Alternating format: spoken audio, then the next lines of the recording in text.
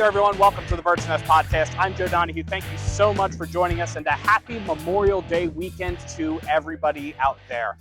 As you travel, whether it be to the shore or elsewhere, or maybe you're just taking an extended vacation at home, enjoying this time with your families, enjoying a little bit of an extended weekend, football families from around the region got together to celebrate and play one final game before they went off into their college careers.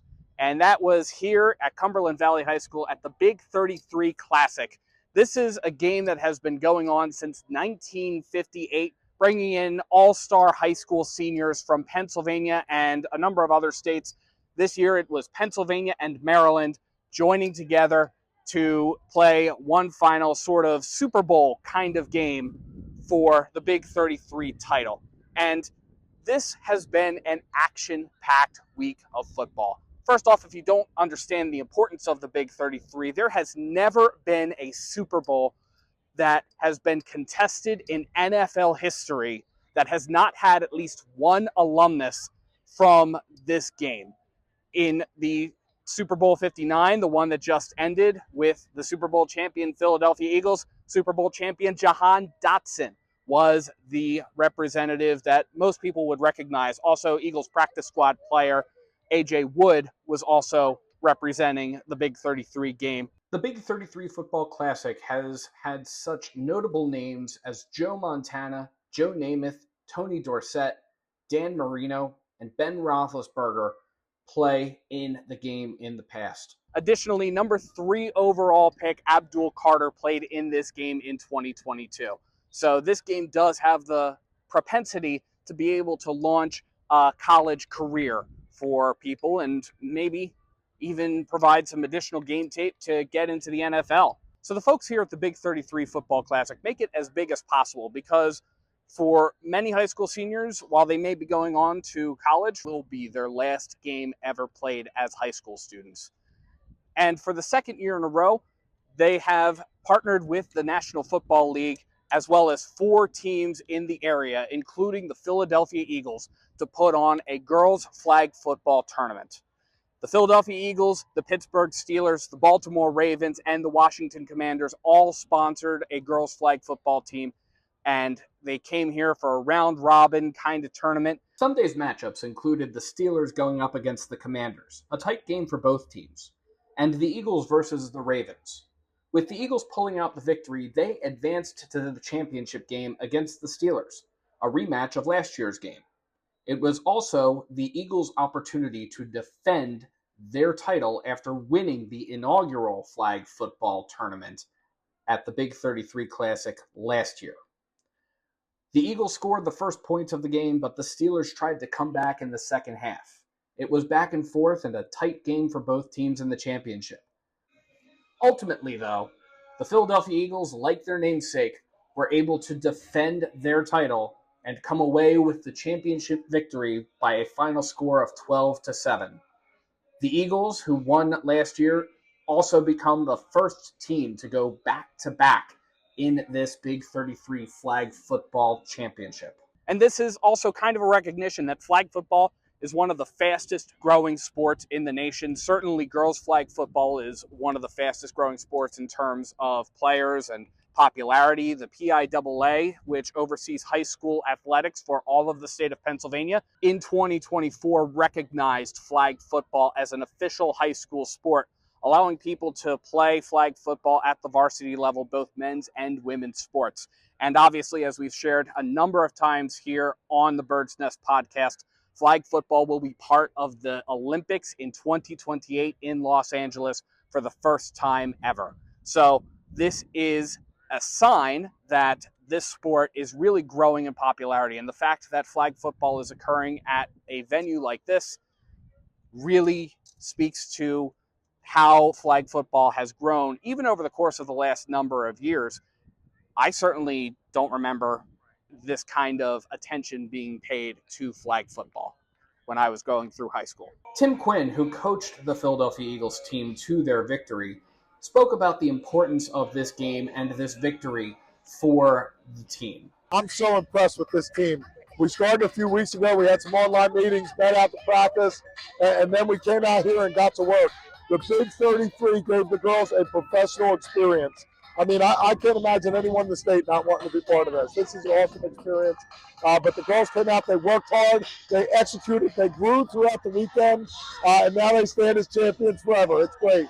He also shared inspiration from the Super Bowl 59 champion Philadelphia Eagles that he brought into the team.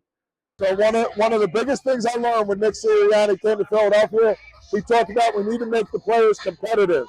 So we built in little competition things in all of our practices, that whether it's rock, paper, scissors, a little race, I mean, it could be a push-up contest, because we want the girls to understand that football is an aggressive sport and a competitive sport. We want to teach them to build into what the sport is. As flag football continues to grow, both in popularity and in recognition worldwide, Eagles quarterback Devin Van Austin hoped for additional players to try to go out for the team in future years. I wasn't sure about coming out, but I'm so happy that I came out. It's been an amazing experience. Even if you're not, go out, try out, put your all into it, you won't regret it. As part of the Big 33 Classic, the Big 33 organizers invite back alumni, including one designated as the honorary chairperson. That was Gary Gilliam, graduate of Milton Hershey School in Hershey, Pennsylvania, who would later go on, after playing in the Big 33, to play at Penn State, and ultimately for the Seattle Seahawks and the San Francisco 49ers. Gilliam spoke about the importance of being there to support the girls' flag football team, as well as the Big 33 in general. Yeah, I mean, in reality, flag football, especially girls' flag football, has a huge future here in the nation, and in reality in the world, especially with flag football being a part of the Olympics coming up. I think girls' sports have a huge future. So I think it's important for me to come here and support them, and for these fans to come out and support it. I think it's huge for Big 33 to showcase the talent of our young athletes, especially our female athletes coming up through. So very happy to be here. I'm looking forward to the future of flag football, especially with our young ladies. He also spoke about the recognition that the players get in being selected for this game. I mean, it's an honor to be selected to participate in the Big 33 game as a player. Now coming back as the honorary chairman, I get to pour back into this next generation of youngsters, especially in a very important part of their transition into the next level. Beyond football, what I love about Big 33 is it showcases our buddies, shows the players that it's very important to go back and give back to those less fortunate, especially within their communities. Once the flag football tournament wrapped up, it was time for the big event. A Big 33 game has all of the pomp and circumstance you'd expect of a high school all-star game. Player entrances, a large flag unfurled for the national anthem, and even the game ball being parachuted in by a crew of paratroopers. Players were escorted in by their buddies who they had the chance to spend the week with, in addition to spending time with host families. Many of the players that I caught up with after the game found that this was one of the most impactful moments that they had over the course of their week, including Lazarius Toombs from Roman Catholic High School. Oh yeah, getting the buddies, stuff like that. It was cool. It was just it was kind of wholesome. And Eddie Bowen from Central Buck South. We were hosted by the executive director of the Big 33, and it was a great time with him. He actually hosted us because a few of the host families dropped out and weren't able to have us. And so he ended up taking us. He took me, Shep Turk, Chris Climbs, and Aiden Eves, who Aiden's also from my area. He's also in the Central Bucks area. I've played him a few times, so it was cool having an experience with him, being able to live in the same Airbnb. We were in an Airbnb, so we're pretty much living with each other all week, and it was a pretty cool experience being able to be with them. A really good bond and stuff, and just a really good time. In years past, Maryland has been and also competed, with Pennsylvania dominating the performance in most years. Not so this time.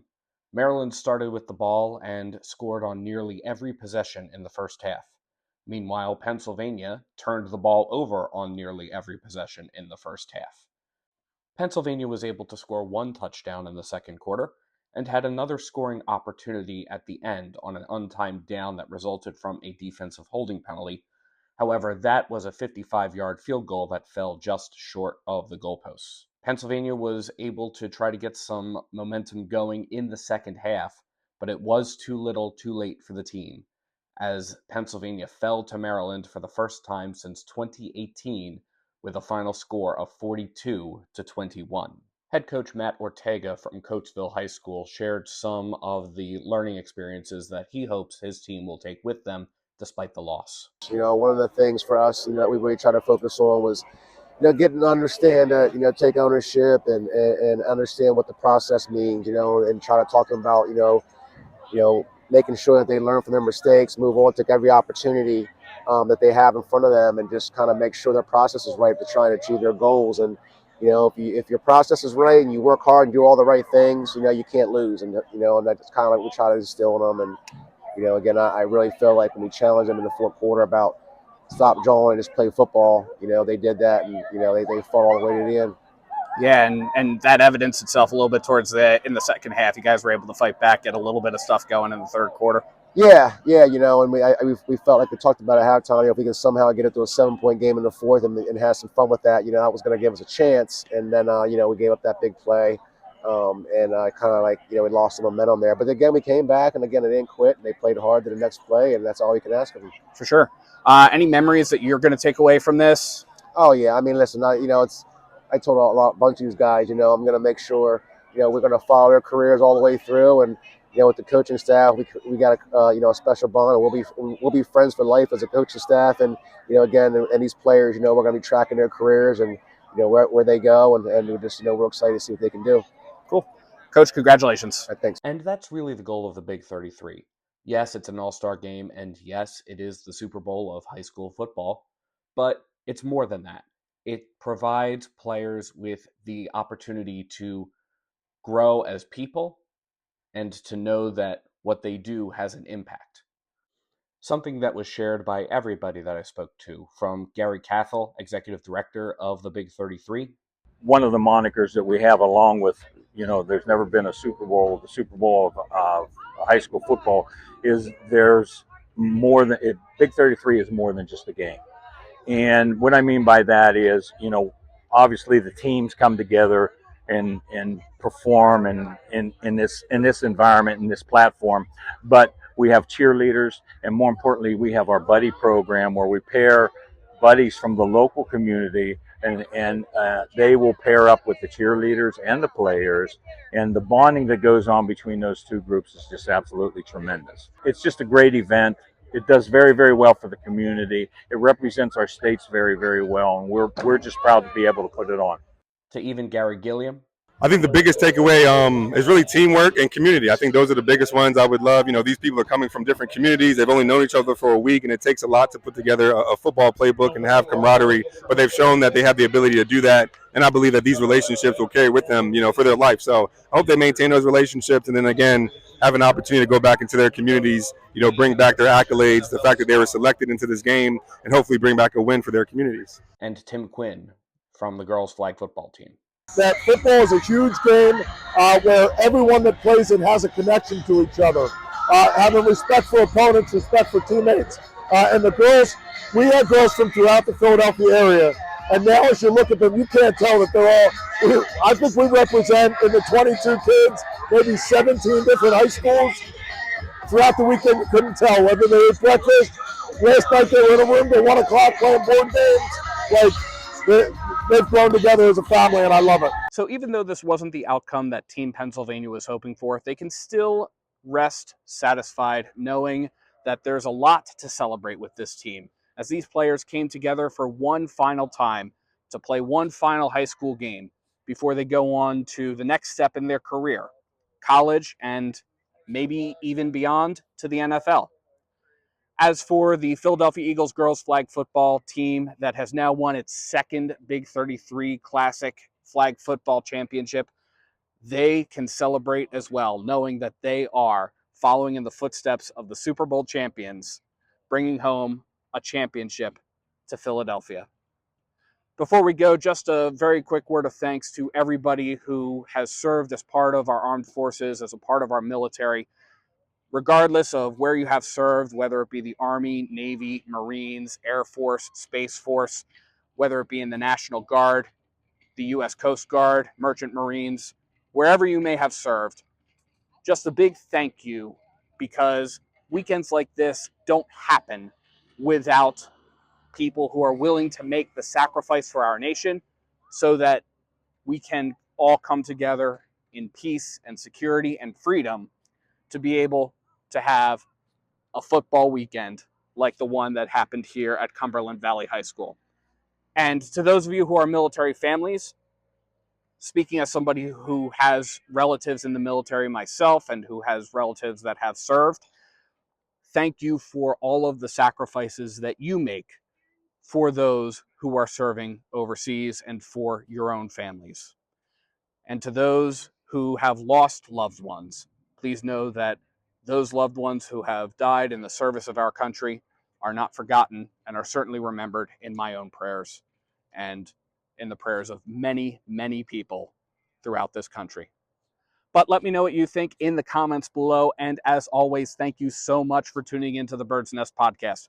You can support the Bird's Nest Podcast by liking and subscribing to Bird's Nest Media right here on YouTube, as well as by sharing to your social media pages. You can also find us on SoundCloud, iTunes, Amazon Podcasts, Spotify, the Odyssey app, iHeartRadio, pretty much anywhere you get your podcasts. Please visit birdsnestmedia.com for additional Eagles and NFL coverage. And if you feel so inclined to support us in a different way, you can find the link to our Patreon in the description below or at birdsnestmedia.com. Thank you so much for your support. It really helps make being able to go on the road, trips like this, all the more possible because of your support of the Bird's Nest Podcast and everything going on here at Bird's Nest Media. And thank you so much for tuning in. I'm Joe Donahue, and as always, let's go Eagles.